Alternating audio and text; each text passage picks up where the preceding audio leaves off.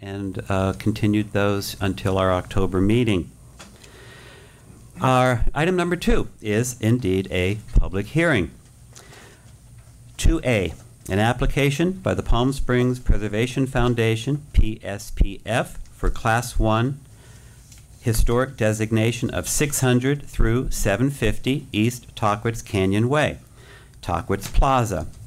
Zone REO, case hspb number 97, and with the following APN numbers here listed. Staff report, please. Thank you, Mr. Chair.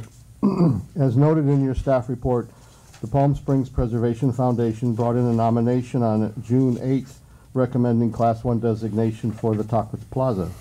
Tockwitz Plaza was designed in 2 phases, as noted in the summary, both by architect Hugh Capter, one during his time with the firm of Capter Latham and one when he was as an individual architect. The project in the staff report accompanies the historic resources report that was prepared for you by Palm Springs Preservation Foundation. As noted also in the summary, on Thursday, May 28th, the building department issued a demolition permit for Tockwitz Plaza, and on Tuesday, June 2nd, Palm Springs Preservation Foundation filed an appeal with the city clerk to be heard by the city's Board of Appeals. That meeting of June 8th, at the meeting of June 8th, the HSPB placed a 120-day stay of demolition on the property to allow the board time to consider the nomination. On page 2 of your staff report is the background actions that have taken place to date summarized for you. The current owner have owned the building since approximately 2008. The full project description begins on your staff report on page 3, and the analysis is on page 4.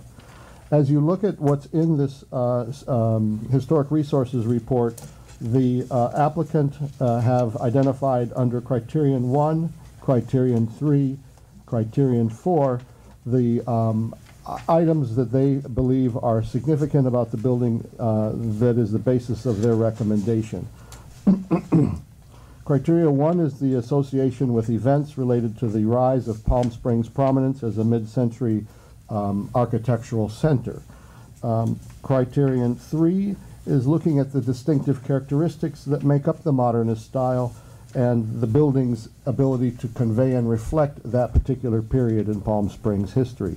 As noted on page 5, we've noted from the staff, from the historic resources report, the period of this development in Palm Springs in which there was a concentration and a real embracing of modern architecture really began with the Coker-Sampson building in 1934, continues onward with Frank Sinatra, Town and Country, Abernathy, Elrod, Kings Point condos, and it's noted that Tockwitz Plaza reflects the later period of the modern era in Palm Springs. Criterion 4 discusses the issue of a distinctive type and period or method of construction. As noted in the Historic Resources report, there have been some quotes on the building by its architect in terms of what he was trying to accomplish with the overall design of the building. Unlike much of the modern architecture that we have in Palm Springs, that is very much about mass-produced and repetitive parts and inexpensive materials, the architect identifies in this particular building that he was working to do what is almost called an expressionistic or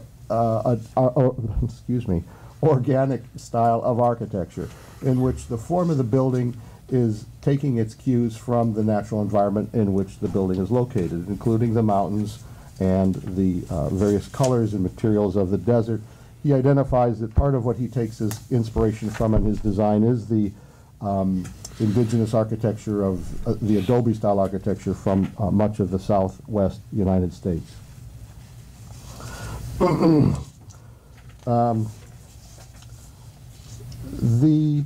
Beginning on page 8 of your staff report, the report on the historic resources identifies several issues or aspects of this building that the board could consider as being the defining historic characteristics, and I've enumerated those for you in the bullets on page 8. At the bottom are some items that the report really doesn't make much comment. It makes comment about them, but not in terms of the significance of them, and that would be the parking lots and the landscape. As you know, the board's action today at this public hearing would be to consider the application by the Palm Springs Preservation Foundation against the definition of a historic site and against the findings. So as you look at this report and you consider the public comment that you'll hear today, you will want to make a determination on what the board feels is the significance of this building relative to the Historic Preservation Ordinance and establish your findings that you will put together as a board to recommend to the City Council. In addition, as noted earlier, the board did place a 120-day stay of demolition on this property back at your June meeting. That 120-day stay expires in October. In order to enable the City Council time to consider your recommendation, we would recommend a stay, extending the stay for an additional 60 days, which is possible under the Municipal Code 8.05 under the part of stays of demolition. And part of that is, of course, due to the fact that you didn't meet in August, and so there was a period of time there lost in terms of what would normally be our cycle of processing on these types of applications. That concludes my my recommendation, and we're available to answer any questions you may have. I believe the applicant is in the audience. Yes? And is the owner here? And the owner is here if you have any questions. That concludes my report. Thank you. All right. Before we have the applicant, are there any questions of staff? Yes, Mr. Chair. Please. Ken, you talked about a list. Into your mic. I'm sorry. I'm sorry. I don't have a voice today. A bullet list of the character defining features on page 8, did you say? Of the staff report. Yes, page 8, defining historic characteristics. The tiles up on the top. It's all those lovely fireplaces and tile work. Is that missing in yours, Bill? I may be looking at the page for the wrong place. Look for color tile, yeah. Thank you. I'm embarrassed. Does that suffice for you, Yes, Bill? that's Okay. what I was- Any other questions of staff? I actually have one. First of all, I'd like to compliment you. I think the staff report is very good. It's quite lengthy, but I am curious as to. Normally, we get a recommendation from staff that we can usually follow. We make a motion to go with the staff's recommendations, and there isn't one on this. So, the report serves as the analysis of the property relative to your criteria that you have in Chapter 8.05 of the Code. The report indicates that the application meets those criteria, and so consequently we have forwarded that report and recommendation in the report to you to consider. As Mr. Lyon has identified, should you all choose to make recommendations relative to this nomination, you would need to make findings that it does indeed satisfy the criteria that's included in the code. okay. Not to belabor it, but normally we get a staff report with a recommendation. No matter how thorough over the last year or so, we've had some modifications to our staff reports relative to nominations. Some of them have been rather lengthy in terms of contributing and non-contributing features of the building. What we're trying to do is to streamline our reports to focus on the nomination as it is presented to you and evaluating that against the criteria that you have in your code. Okay. Linda? Mr. Chair, further on that, is that because of a new director, or is that City Council that has directed that? Because in my past history, I have always gotten a recommendation from the planning department. And so this is kind of different. So who and why? It's a new director who's trying to streamline all of our staff reports for Architectural Advisory Commission, Planning Commission, etc. It's been very streamlined. Okay? Flynn, again, on that subject, I've been on this board now for 3 years, and I believe that this is the first very important staff report without a recommendation to the board. So I'm not going to argue it. I want to open the public hearing and all, but I'm tripping over that. Okay. Mr. Johns, you have a report that is prepared by professionals. Okay. All right, thank you. Any other questions or comments to the staff? I have just one question. Just in review of the dates, I understand how this would work. So the stay would be, at what point would that be exercised? Just so I understand the sequence of how this would work. If there's a, if there's a continuance. Well, either one of us can do it. You approved the stay of demolition back on June the 9th, I believe. Yes. Right. And so that goes through October the 6th. That's your 120-day stay of demolition. Did you say October 6th? October the 6th. Thank you. And so the code allows for the 120-day stay of demolition. It allows for one extension of 60 days. That would go to December 6th. Approximately, yes. Correct. And so, is this a formal request that we would be making today, or? You would need to take formal action on the stay of demolition, Today? yes. Yeah, that's what I was trying to get. Okay. Thank you. Any other questions of staff at this time? Alrighty, then I'd like to open the public hearing. This is an application by the Palm Springs Preservation Foundation. I believe I've already read that into the record. Yes? All right, I'd like to open the public hearing. Anyone in the audience wishing to address us today on this item? Since we have representation from, I think, yes, we do have the applicant here. We'll have the applicant speak first then. Thank you. Thank you, Linda.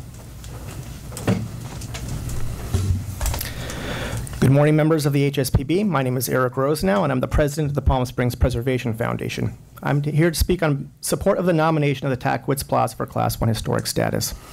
As we come off the heels of the 10th anniversary of Modernism Week, I need not to state the obvious when it comes to preserving our architectural heritage. This last February, close to 60,000 people participated in all things mid-century modern, including double-decker bus tours that showcase our architectural treasures. The tour guides praise beautifully preserved mid-century buildings, most of which have been effectively repurposed. The guides also mourn the loss of key buildings, mostly commercial, which have been demolished and only a dirt lot left years later. It is mind-boggling that developers continue to try to demolish these treasures, which are obviously integral to the fiscal lifeblood of the city. Class 1 historic status for the Tackwitz Plaza would not only prevent demolition that its current owner has announced, it would also preserve its architecture for generations to come. The architect of the Tackwitz Plaza, Hugh Captor, has been in the spotlight of late. Last year, his achievements in architecture led him to a star on the Palm Springs Walk of Stars. He was the subject of the documentary film Quiet Elegance, The Architecture of Hugh M. Captor. Just this year, the Tackwitz Plaza was featured in the book The Desert Modernists, which highlight 10 influential modernist architects that worked in Palm Springs. Mr. Captor's career has lasted from the mid-century to the present. Some have argued that the Tackwitz Plaza, built in the 1970s, shouldn't be given historic recognition given its recent age. But when you look at the pedigree of Captor's work, we must look at the entire picture. Should we ignore Picasso's work in the 70s, which are contemporary to this building? It is troubling to see a developer who chooses to ignore the valuable resources they possess. The Tackwitz Plaza incorporates many of Captor's architectural characteristics. To paraphrase architectural historian Alan Hess, Hugh Captor is the primary interpreter in Palm Springs of blending historic forms with modernism's abstractions. The Tackwitz Plaza is a leading example of this approach, and thus well deserving of the Class 1 status. Members of the HSPB, I encourage you to approve the nomination of the Tackwitz Plaza for Class 1 historic status in order to protect this valuable and viable piece of Palm Springs architectural heritage. Thank you for your time. Thank you very much. Anyone else, please, during a public hearing, anyone wishing to address us? Please come forward. Good morning. Please introduce yourself to us. Good morning. My name is Rob Aris. I am with the Nexus Companies, appearing on behalf of O&M HRLC, the property owner. Given that I only have a few minutes to speak today, and the fact that we received notice of this meeting on August 31st and the staff report late Thursday night, September 3rd, it is impractical to try to address all of the reasons the board should deny this application. I do want to make a few points that I believe are important, however. As we stated on the June 9th HSPB meeting, we have owned these buildings for 8 years. This year marks the first time anyone has notified us that they believe they are historic. In fact, the city completed and certified a CEQA document in 2007, and we received entitlements from the city in 2008 for a hotel project that approved the demolition of all 4 buildings. That CEQA document evaluated these buildings from a cultural resources perspective and concluded that they were not a historical resource because they did not meet the applicable qualifications. In addition, no one objected to the demolition of these buildings at that time on the basis that they were historical. In fact, we believe in a recent article interview that Hugh Capter himself said that he was in favor of that approved hotel project and the related demolition of these subject buildings. We recently withdrew a proposal for a new mixed-use project at 600 to 750 East Tockwitz Canyon Way. Before that project was withdrawn, the city completed a new CEQA document analyzing its potential environmental impacts.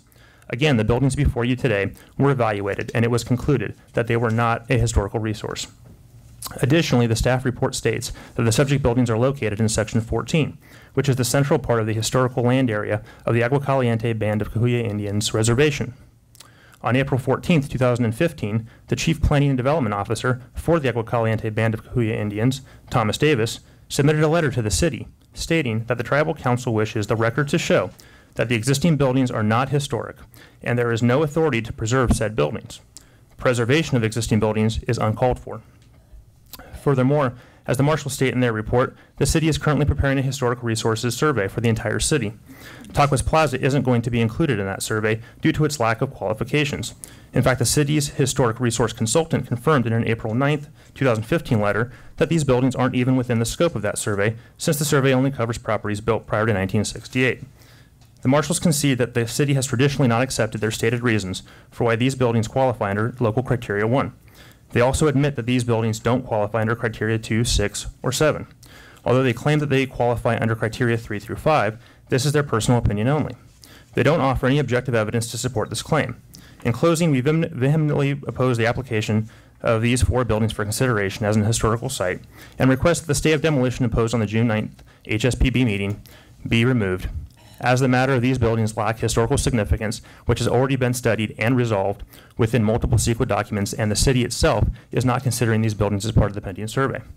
Finally, we also strongly object to the procedures and the process that the city and the HSPB are undertaking regarding, just one more second, please, this application and this matter in general. As the applicants admit in their report, they never contacted us on this matter and did not receive a letter of owner support as part of this application. Thank you very much. All righty, thank you very much. Thank you. Anyone else, please? Public hearing. Yes, please come forward. Mark Davis. I just wanted to mention that history isn't static, and as we learn more about our culture, our history, we now begin to understand the value of certain structures and certain buildings. Back when the gas station, the tramway gas station, was being saved, it was not considered historic, it was not considered important, yet it is probably our signature look in Palm Springs as you drive into the city. So scholarly study improves with the years and improves with time. And as we get to know more of what our history is, and as was demonstrated during Modernism Week the year before last, Hugh Capter is a big deal, end of story.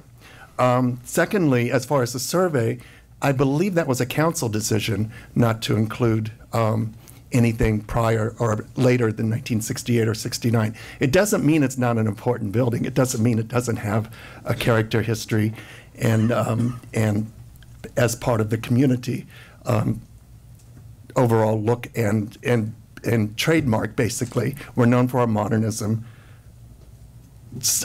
look and architecture, and we do well with that financially and as far as people who live here. Thanks. Thank you, Mr. Davis. Well. Anyone else? We are still in public hearing. Thank you. Please come forward. While you're getting situated, I did want to just make an additional comment to Mr. Davis's comments.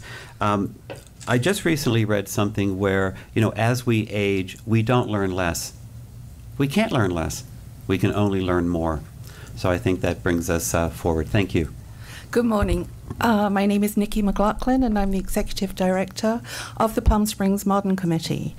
And I fully support your comment just then, and also the eloquence of Mr. Davis. The board of the Palm Springs Modern Committee fully supports the designation of these buildings. Thank you. Thank you. Someone else coming forward? Thank you. Good morning. Welcome. Good morning. Please introduce yourself. I shall. Let me find my notes.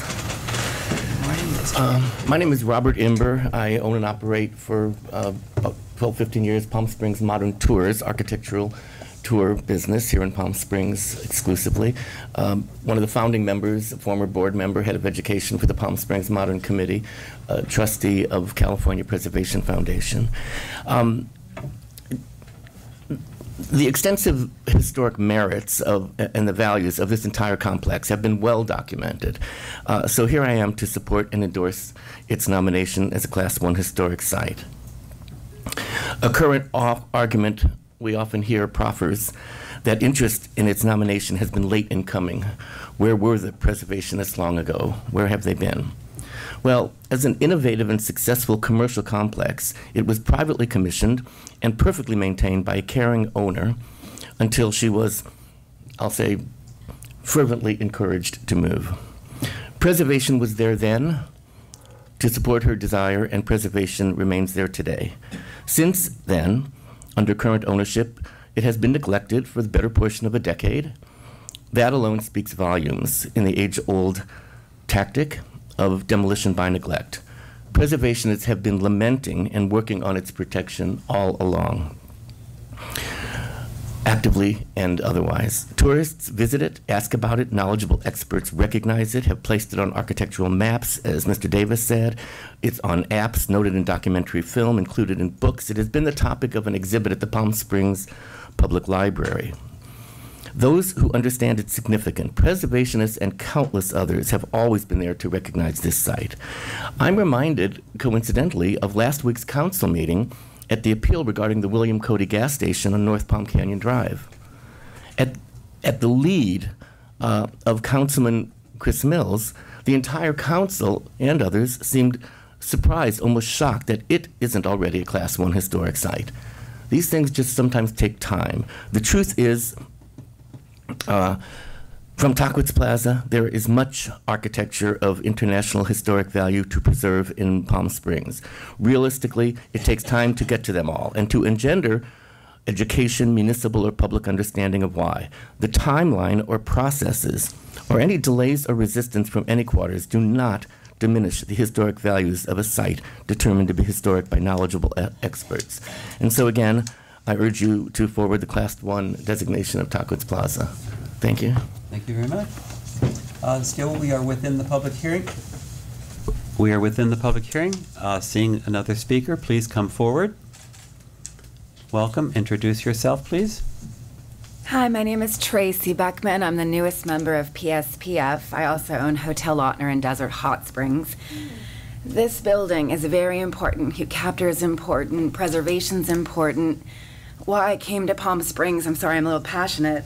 I came here because of the architecture. I started a business here because of it. It's what inspires me and other people to be here. Sorry, I just get, everybody's so great who's here, and it's my first time, and I'm like, I'm angry. I want to kick somebody. I just can't believe that we're even having this discussion. Welcome to our world. Thank you. Oh my God, how do you do it? But I'm honored to be here, and it's a wonderful example of Pueblo modern architecture. I mean, the guy got a star last year. I mean, we might be late to the game, but we're here now to play it. I think we should preserve it. That's what I have to say, and thank you. I'll be back again. Thank you very much. Anyone else, please? Yes, sir. Please come forward.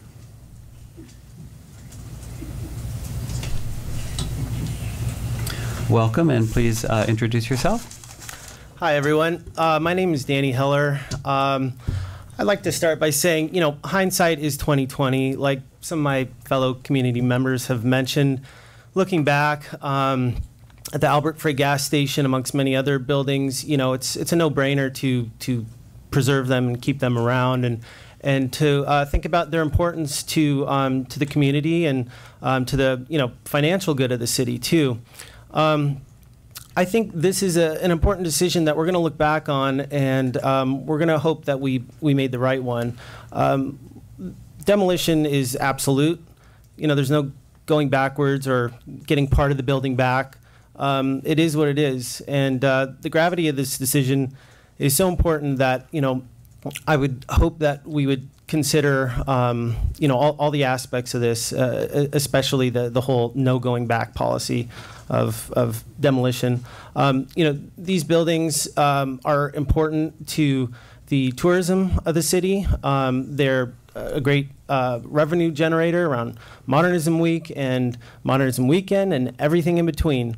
So I would just want to stress that these buildings are integral to the character of the city, and please consider this decision wisely. Thank you.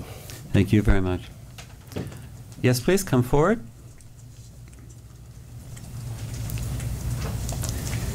If you will, please reintroduce yourself. Again, Donna Shaban, longtime resident of Palm Springs, and I also grew up here. I would like to say a couple of words about what the previous speaker mentioned, that, quote, Hugh Kaptur himself claimed that his building wasn't architecturally significant. Either that's wrong, or knowing Hugh and Helen as I have over the years, he's very modest, humble, and sometimes a little bit shy. But I'm thinking now he probably agrees with all of you that, yes, his building is important. So that's what I had to say. Thank you. I appreciate the additional comments. Should you read this as part of? I think that's going to come up. Anyone else, please? In public comment, I'm sorry, yes, public hearing. Anyone else? Going once? All right, well, thank you all very much. We'll close the public hearing. Board. Mr. Chair, before you begin on board comments, I just wanted to point your attention. There was an email that we received late yesterday from Hugh Kaptur. He indicated that he had wanted to address the board today. However, he was unable to attend and had request considering holding this item in abeyance for another month. All right. Is the board all? Does the board all have that? Okay. All right. So I was going to ask you to read it aloud, but if everyone has it, that's okay. Well, the public doesn't, because it also says that to add further evidence personally to the historic architectural merits of these two buildings. So, in other words, if he did indeed say that about his buildings a couple of years ago, he certainly is refuting that now. So. Okay. All right. All right. So we've closed the public hearing, and we do have two recommendations. We have opened the public hearing, and we have taken testimony. Before we approach any kind of motion, is there comment, discussion from the board on our staff report, on public comment today, on Mr. Kaptur's email? I am all ears. Okay, we'll start. Roxanne, please. He likes to sum up. Okay, I was just talking about, I think it was Mr. Heller. No, sorry, Mr. Ayers. Times change. And between the time that the first CEQA report came through and the comments about demolition and all that versus now, a lot of things have happened. And most importantly, I would say, is the, excuse me. Not you. Please continue. Please continue. Is the total leveling of downtown, the Fashion Plaza, and replaced with hugely tall, hugely dense buildings. And that has, I think, informed a lot of residents about the importance of preservation, that they see what's happening, they don't want more of it to happen, And indeed, they've asked publicly that we reconsider some of this. I thought the most effective argument was on the page 48, the penultimate page, the rendering, Captor's own rendering of the buildings. And I looked at that, and I'm sorry, I know I'm supposed to look at things kind of compartmentalized, but I couldn't help but think about the proposals I've seen for the site. And then I looked at this. And all of the things we've ever talked about in town, not just at the HSPB, about the walkability of Palm Springs, the idea of plazas everywhere, the setbacks allowing for the integration of the building into the landscape. This building, with its seriously raked roofs that look like mountains just jutting out of the floor of the desert, these are all of the things that are not present in the proposal we've seen, which has nothing to do with this proposal today.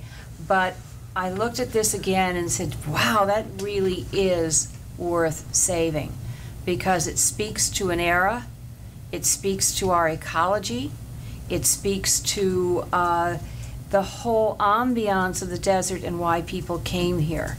It blends with our mountain, which is, let's face it, I mean, that's our, I agree.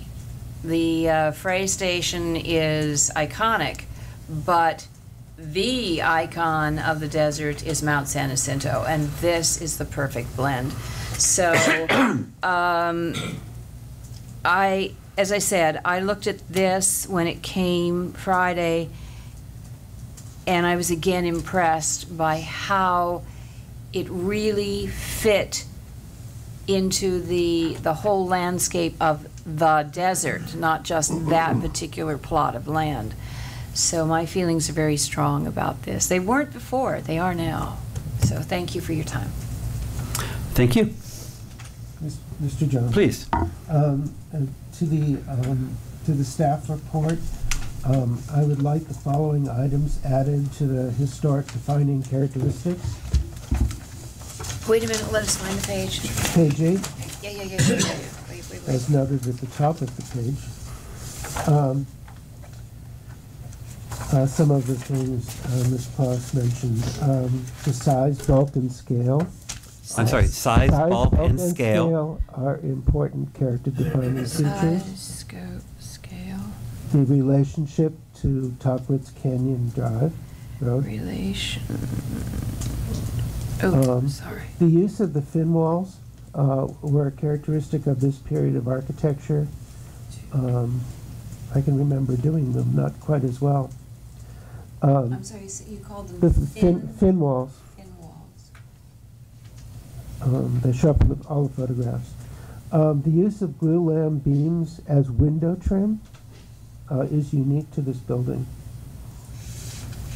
And I don't know what to call these. They're on the outside of the fin wall is what in normal modern architecture is a brise soleil, a pierced screen.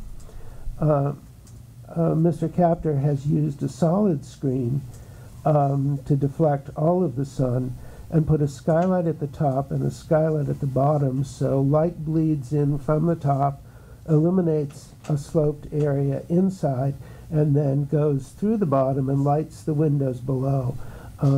This is an amazing piece of design. It would be a great loss to lose it as an example of how to deal with an environment that's pretty harsh most of the time. And now to a generalization. I've been in preservation long enough to know that what I may have done as an architect at the beginning is now I'm old enough to be landmarking. And that's scary, actually, when you think about it. And what I didn't think of as historic when I was a young architect, I do now. And we age, life changes, buildings that we walk by, drive by, without noticing, and this is one of them. I mean, it's sort of like I almost didn't know where the address, where this building was. I've driven by it so many times. You know, I'm relatively new here, but I drove by it often enough coming to these meetings, and you don't notice this building. And that's what's good about it. You have to stop, you have to walk by it, you have to walk through it, and you realize, wow, this is really kind of a wonderful building. There are other buildings on Tockwitz Drive, Canyon Drive, that will never be historic. They're ugly. They're cookie cutter. They're not worth saving. This building is worth saving as an example of how we should be doing architecture, both then, how it was done well then, how we should do it well in the future. So I would recommend that we continue with this nomination. Thank you, Bill. Mr. Burkett. Yes. In response also to a prior remark, you know, I think this kind of reminds me when you're about, you know, you're in the last stage, you're about to lose a loved one, and you take them for granted, and you know, you just think they're always going to be there. And I think this is, again, could be applied to this particular property. And now that you're about to lose it, and you know, maybe we shouldn't have waited this long. I don't dispute that, but the point is we did catch it, and I think that's extremely important. I think Patrick McGrew really nailed it when he said that the influence of Pueblo architecture is often neglected, while the early modernists, such as Frey, paid homage.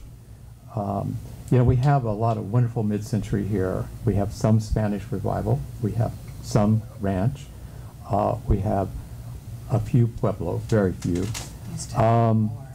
And, you know, here was an opportunity of the Grand Dame of all in that category of, let's say, Pueblo architecture. And Captor brought an interesting twist. Back when all of his contemporaries, you know, were kind of doing a theme on a theme, he really broke out of the mold. So I think this is one of those things that we need to pay high respect to. So I would encourage all of us to consider continuing with moving this forward for this to be a designated building.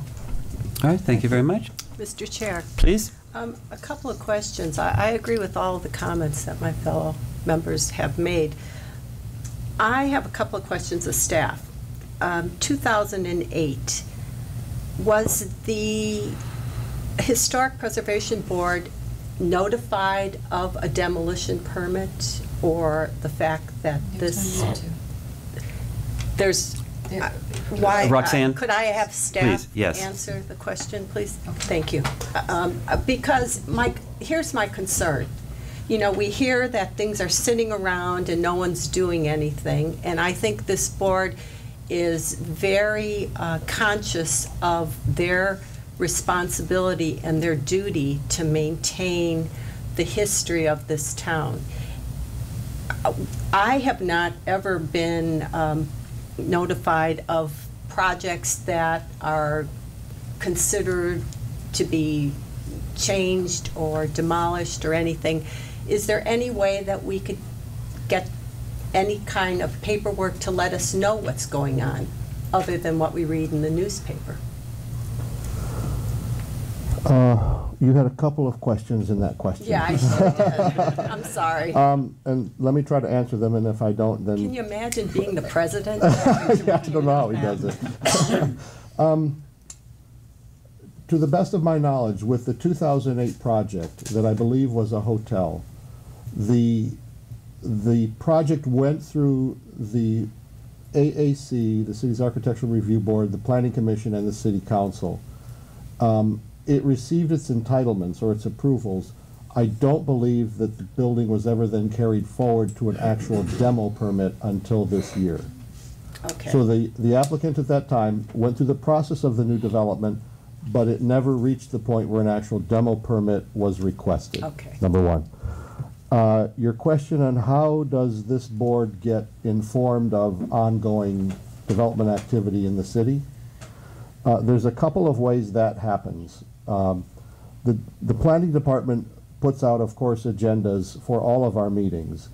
Anyone in the city, anyone outside of the city, can go onto the city's website. At the top, there's a thing called e-notification, and you can sign up to receive any and all agendas of all the activities of the various city boards and commissions.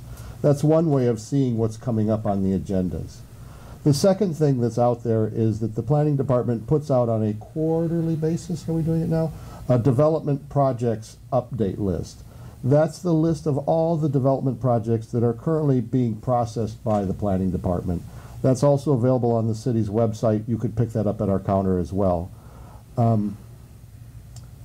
So those are the ways that you could become aware of it. When there's projects that have a CEQA component in which there's a historic resource being evaluated, we've made an attempt to try to bring those CEQA documents and include this board in the circulation of those documents when they go out for public comment. I don't know if that took place in 2008. I was not involved with that project, but you will remember recently you've been given CEQA documents, I believe, on the orchid tree and a couple of other projects. So those are the ways that we have available to us to inform boards and commissions as well as the public.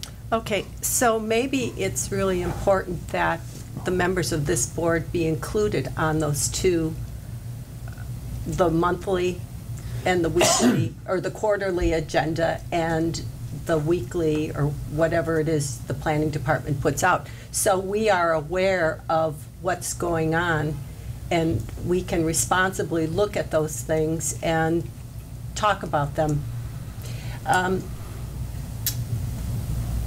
My other comment is, I've only been on this board for a little over a year. In a little over a year, I know that several members have brought up several times the importance of buildings throughout the community that have been on a list that we feel could be demolished or sold or whatever, and we haven't been able to move forward with that Class 1 designation. There's been a lot of work. You've been short-staffed. We haven't gotten there. I'm concerned that those particular buildings could come in front of us, and then we'll hear the same thing, that it's been around all this time and no one's done anything. The other thing that this board put as a priority was we recognize the importance of buildings in this community that are built after 1968. We've asked, I believe when that survey went out, we asked for buildings after 1968 to be included. The council chose not to do that. We've asked that that ordinance be updated because of the fear of something like this happening. Can we proceed with that more rapidly than not? Because I think we need to do something to make sure that we are protecting our buildings. Member Dixon, Mr. Please. Chair, if I might respond to that. As you'll recall, during our work plan discussion, that was one of the items identified by the board, and so what we've had here is a request to move that up in terms of priority. Perfect, thank you. Okay, thank you, Roxanne. James is next, please. Thank you. Number of speakers have spoken today on the public benefit and the importance to architectural tourism of this building, and I completely agree with that. And my comment is, and I don't know where this goes, but it's really, what do we do when hindsight or the passage of time change the economics of an investment for a building owner? There's a public benefit. We're saying there's a public benefit in preserving this building. When the owner purchased the building and it didn't have Class 1 designation, they made an investment decision based on something different. So what's the city's role? What's the city's obligation? How does the city step in and act and proactively play a role here. And maybe it's linked to the use of the citywide historic resource inventory report that we're doing. Maybe that's a way to talk with investors or to publicize these are buildings that do not yet have Class 1 designation but are important to the city, and the economics of that may change. Because I really feel for the investors here, the building owners who kind of feel the game's been changed on them, to an extent it has, but I think when we are saying the public benefit of preserving a building is more important than that, then we need to also step up and take a public role in it and do something proactive.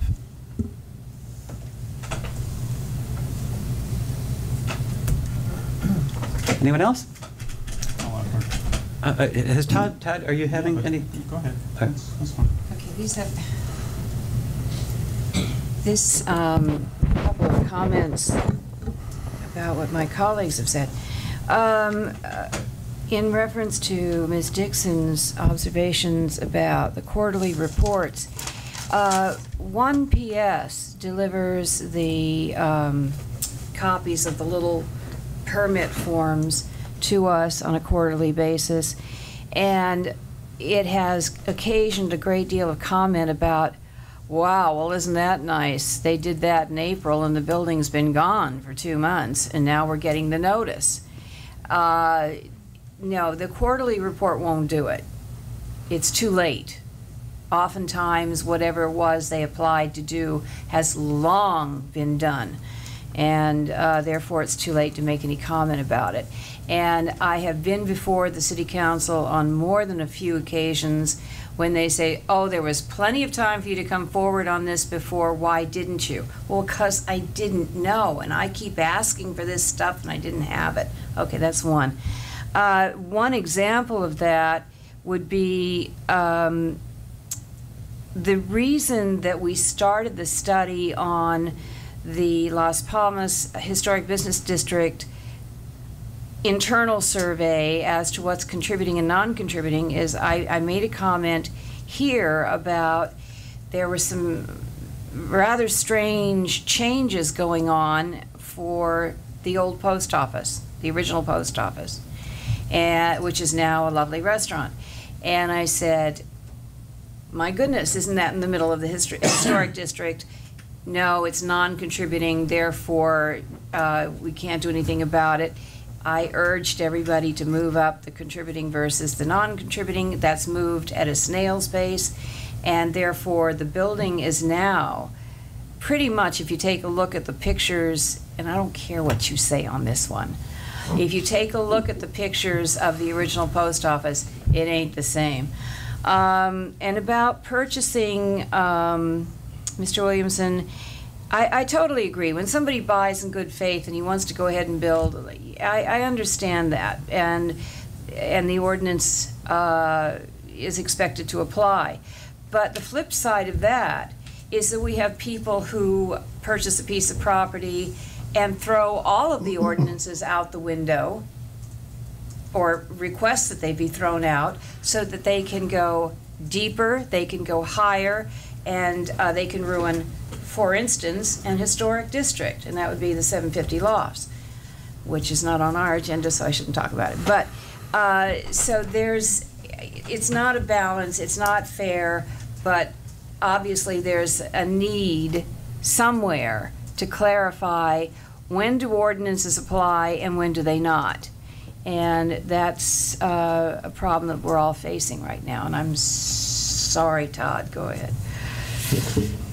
Todd, please. So I'm going to get into the characteristics that first off, I overwhelmingly support the nomination of this building. I want to quickly, and I agree with everything that my fellow board members have said. I want to quickly support specifically what board member Williamson said, and that I think the city absolutely needs to explore the possibility of greater and more economic incentives when buildings and issues like this come up. I think it's imperative that, be it variance or tax or savings or whatever it is, I think, it absolutely, this building and the development of this site potentially represents a win-win for the city of Palm Springs. For me personally, I'd like to see it all saved and remain in its current state right now, but for the developer, I understand that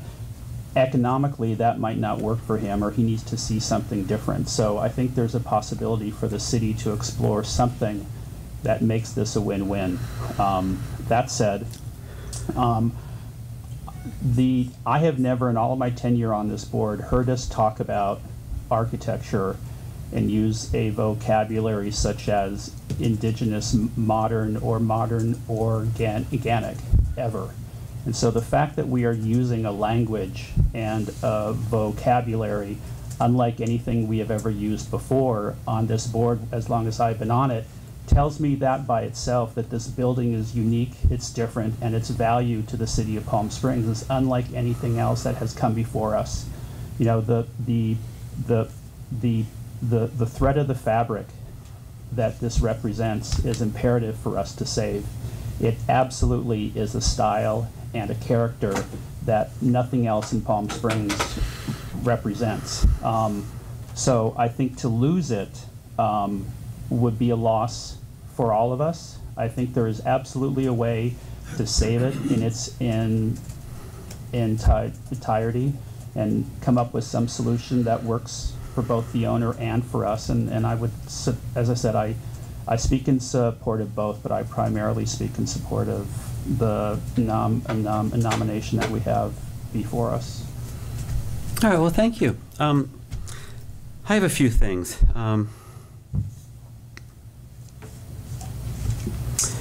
I guess my first question, and I'm going to actually pose it to the board. How were your site visits? How did your site visits go? Linda. I was able to look at the outside of the building. Who else was present? Bill and I met there. Okay. That was it. Without city representation? Yeah, I didn't know what happened. I looked around because I figured someone would be there, but okay, thank you. They didn't show up. Thank you. James? Dick and I were there with the director. Okay, wonderful. Roxanne? I snuck on the property. With or without city representation as a scheduled site visit? It was not a scheduled site visit. I went twice by myself, but I opted and made the city well aware of the fact that I was going by myself. Okay. Yeah. Okay. So. Dick? I was with James and Glenn was there. Okay, wonderful. All right, well, I guess I feel like the odd man out because I have the email from Terry Heinz. I'm sorry. Dated August 17th that said, I am working on scheduling site visits to the Talkers Plaza property, HSPB public hearing item on September the 8th. Agenda, please let me know your availability. And then there were a series of dates and times, Monday through Thursday, August the 24th through the 27th, and Monday through Thursday, August 31st through September 3rd. So I responded, Wednesday, September 2nd is best for me. The email I got back was, hi Gary, most of the members have already seen the property. It is only for the exterior of the property. You're welcome to do it on your own, or if you prefer, I can schedule it with Ken Lyon. Thank you. So again, my tenure on the board, I have always gone on a site visit with city representation, staff representation, and one or two other board members whose feedback, and I see it through their eyes, and I may learn something and I may feel differently about it, having a second opinion as a part of my process.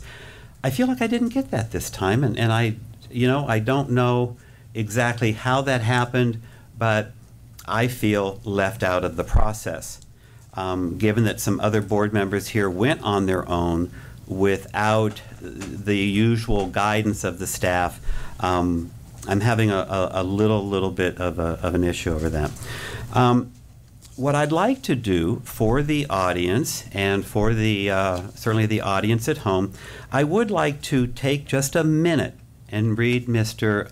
Capter's email to It was written to Flynn, and Ken Lyon was copied, as well as I was copied, given that I am the chair. I'm sorry. It says, "Dear Flynn, I have just returned from a 3-day road trip and have a doctor's appointment tomorrow that I cannot reschedule.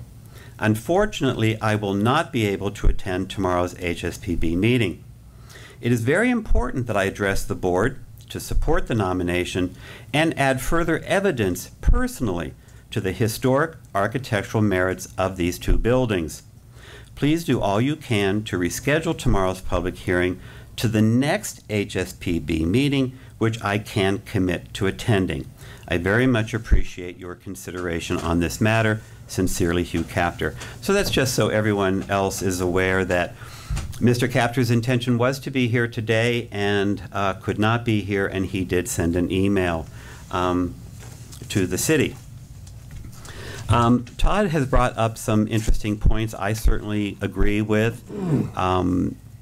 At last week's city council meeting, council member Mr. Mills took the lead on the Cody gas station, obviously expressing surprise that it wasn't a Class 1 designated property, and that the importance of repurposing, the adaptive reuse of our historic buildings. That's coming from the council right there. So there is a mindset, if you will, from Mr. Mills, a long-standing resident of Palm Springs, a long-serving member of the city council, and an architect in his own right, feeling or recognizing and understanding and promoting the importance of adaptive reuse of the buildings.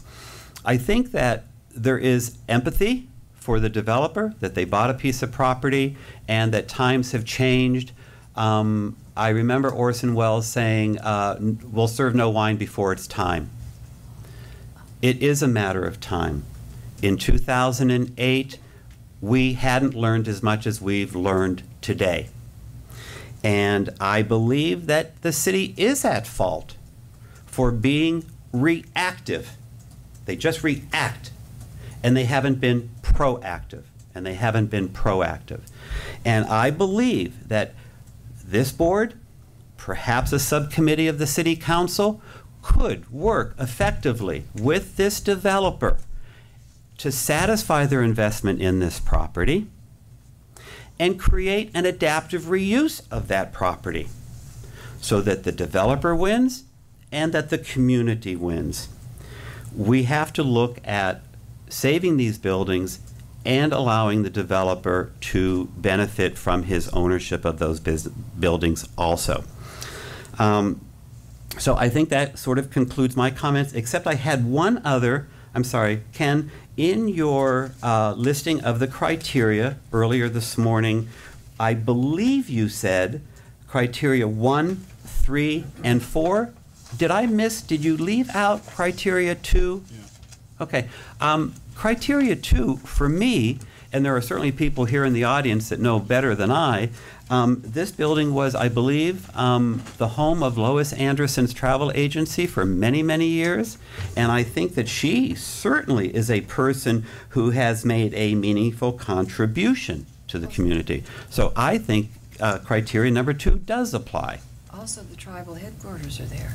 And at one point in time, the tribal headquarters were there. So I do think it does meet 1, 2, 3, and 4 criteria. Mary Bono had her offices there. Okay, board, any other comments? Okay, please, Dick. I just have one other clarification from staff, if you would, please. I revisit this just for a moment, as I brought it up before. So if a building is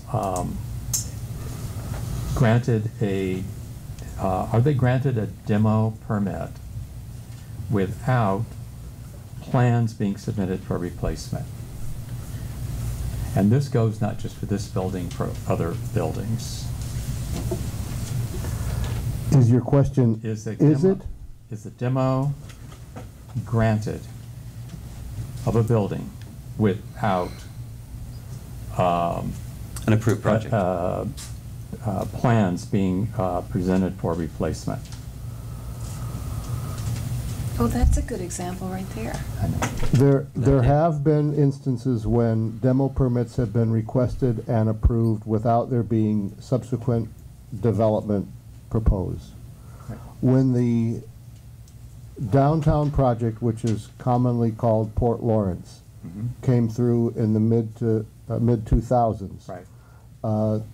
that project was approved as a demo, and then the project sat, as we know, for many years due to the economy and other factors as a vacant lot. The council was very concerned about the negative impact of that vacant lot, particularly on the central business district. And they directed staff at that time that if there are large parcels in areas like the central business district where there's a commercial impact that's caused by the removal of a building, they wanted to know about it, and they wanted to know what the plans were for what was going to be replacing it. It was done in the form of a city council policy to staff. There are instances when there are questions that come forward on a demo of a building, often because of its risk, because it may be unsafe, or similar instances in which the question comes forward from the building department, here's a demo permit, we don't have plans. And that is often reviewed either with planning or with the front office at City Hall, but it does occur at times. I would propose, again, to do this as a benchmark, as a lesson, that we make an appeal to the city council, that a demo permit cannot be issued without the plans for replacement, particularly in public areas. And this is a perfect example. If they were concerned about downtown, Tockwitz is a major thoroughfare and artery in this city. So it greatly concerns me also going forward that this needs to be put into place. I mean, this building was almost gone, as we know. And so I would like to see if there's a way that we can propose this formally, if the board agrees. But I think here's an opportunity that we maybe can nip something in the bud going forward. Because right now, as it stands, this is what could happen, right? It could, if it were to go that way. That's possible. There are sites that a building could have a demo permit issued. Mr. Chair? Please, Linda. Could we have that in the form of a motion, and could the project be, the demolition permit would only be granted if there was an approved project, not just a project on the table, but an approved project? It seems Flynn? to go hand in hand. Or an imminent. Mr. Holland's trying to get someone's attention. Your attention, Mr. Chairman. Thank you. Right now, you have on your agenda a hearing on Tockwitz Plaza. You do not have anywhere on your agenda a discussion about policy or a recommendation of the City Council regarding the timing of demolition.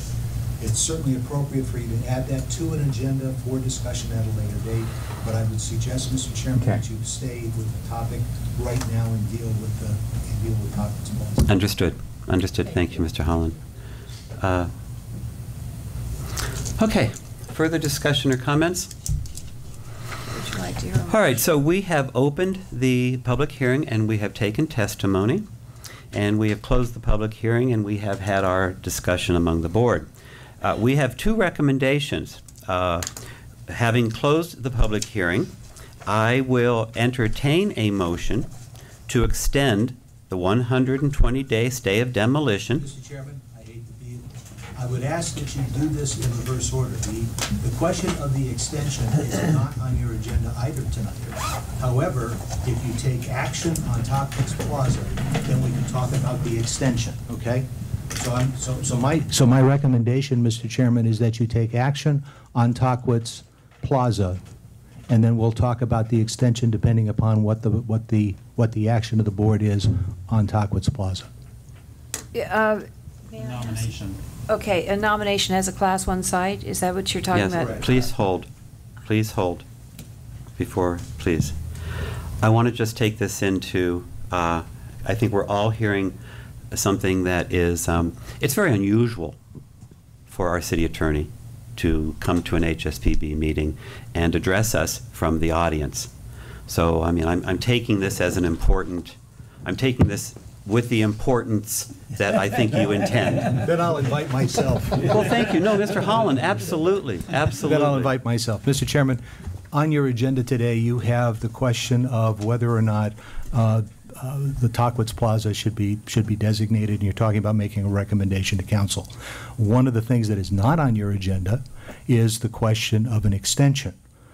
And depending upon what you do, if the board makes the recommendation to extend or to nominate the building, or to make the recommendation to council that the council designate the property as historically significant, that would then be an event that arose after the posting of the agenda, and you can add the extension to your agenda. But you do not have it on your agenda right now. So you cannot act on it I first. really apologize. It looks to me like I have two items on the agenda, item number 2, item number 2 and number 3. It looks to me like I am to address those two items. They're the recommendation. Okay, I'm looking at an agenda that talks in terms of an application by the Palm Springs Preservation Foundation for Class 1 historic designation of 600 through 750 East Tockwitz Canyon Way. Recommendation, open the public hearing. Number 2, close the public hearing, direct staff on the board's desired action and recommendations. That's what I have on your agenda. Mr. Holland, you are absolutely right. That's what's on the agenda that was handed out here today, I believe. I pulled this agenda from the city's website when it was sent to me by Brueggelmann. Yes, thank you. So I printed that up at home. I have studied I've done my homework at home. So I have been operating from that agenda that was sent to me as a part of my package. So I apologize that I am following. The agenda has been abridged since I received mine.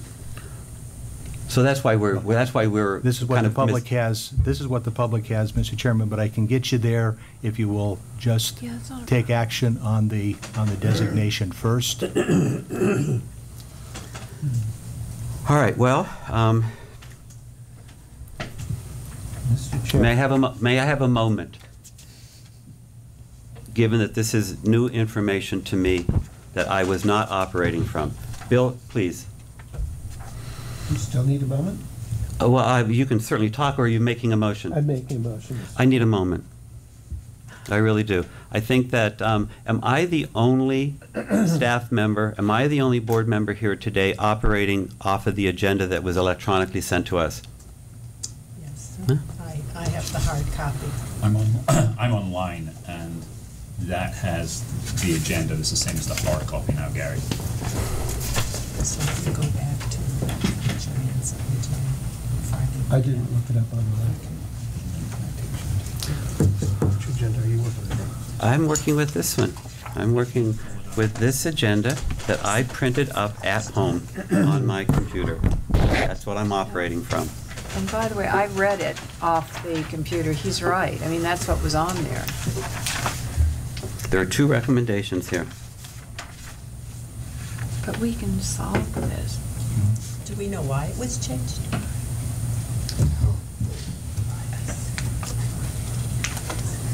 No, I don't know where this one is from.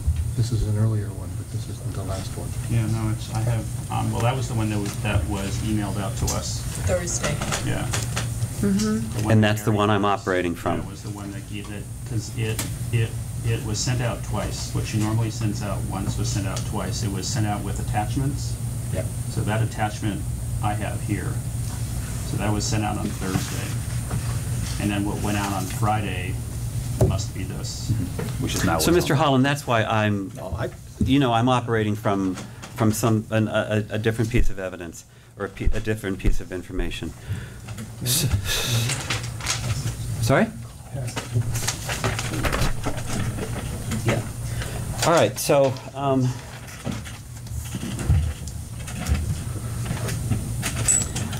I'd like to offer a motion. Bill, if I may.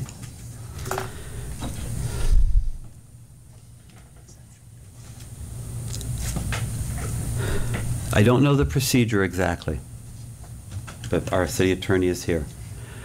I would like to continue this to the October meeting. I feel that I am at a disservice as the chair of this board to not have been granted a site visit as everyone else has. I feel Mr. Capter's input to this board, as he intended today, would be very important to the decision-making process. I understand that planning has taken a new direction on our staff reports, that there is no recommendation. Gee, this is awfully important for this to be the first staff report that we get without a recommendation. And I think that if we can continue this for 30 days, that it would be an opportunity, truly, to work with Nexus and the city to put heads together and come up with an adaptive reuse of this property, so that Nexus wins and the community wins. My motion is to continue this until October's meeting. When can I ask a point of information? I'll second the motion. Thank you. Now we can have discussion. Point of information, please. Mr. Lyon, when does the original stay run out? Before? It's right here. No. I'm sorry. Excuse me. You do that to me all the time, so let me say, excuse me. Before or after our next meeting? Isn't our next meeting 2 days after this runs out? Give me just a minute, it's in Looks here. like a day. The stay expires on October 6th. And our next meeting is? October 13th. So, in other words, the stay will have run out if we don't do anything today, and we can't do anything today unless we move for classification. Is that correct?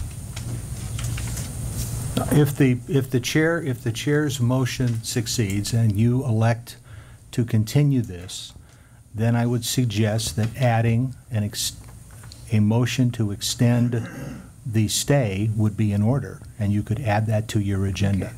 All right, Mr. Holland, thank you. So may I amend my motion? I have a first and a second. May I amend it and get the approval of the second maker? Flynn. I'm sorry, it was a question directed to you. Okay, thank you. Yes, you may amend your motion. Okay, so I would like to amend the motion that we continue this to the October meeting and initiate the 60-day extension. No, you can't. He told you can't. Mr. Chairman? Give me the Mr. wording. Chairman, I would suggest that stay with your original motion. Yes. Don't make an amendment yet.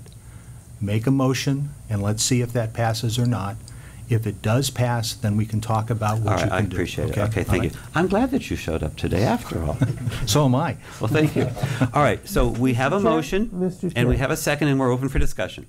I'd like to know what that second motion looks like before I vote on this one. That motion is likely to state that the extension, or that this board is extending the stay for an additional 60 days as allowed for under the code. Thank you so much. So I have a question, though.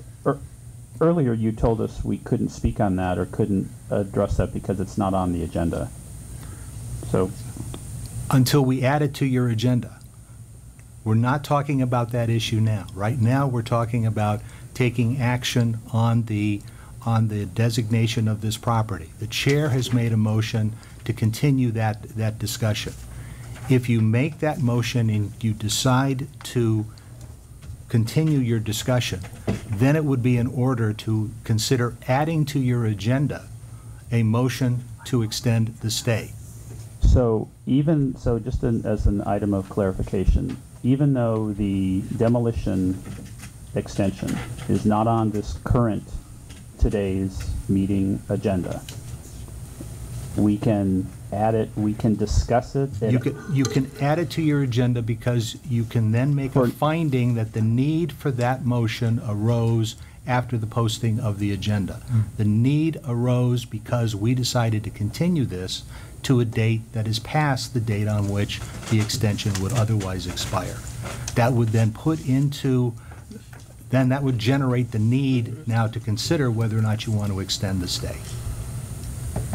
Okay. Okay. So lawyers wrote the Brown Act. I'm sorry. I'm just. So we have a motion. There's a motion and a second, and we've had some discussion. And among that discussion, if this motion should pass, it would then require an additional emotion. It will require additional emotion to extend the stay of demolition. No. It would be in order for you to consider adding that to your agenda. I know what to do. Okay, thank you, Bill. All right. We have a first. We have a second. All in favor? Aye. Aye. Aye. Anyone opposed? Yes. No. Okay. I'm voting no. You've got it, Ken? Mr. Chair. Yes.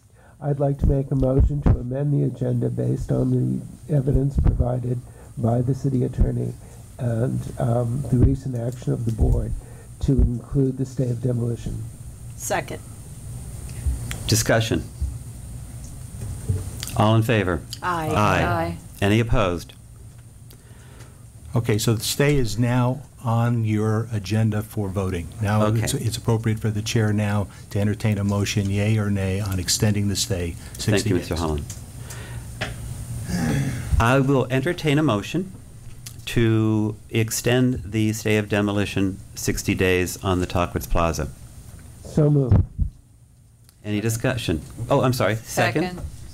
Second. Okay. Who was the second? Dick Burkett? Okay. Call for the vote. Sorry? Call for the vote.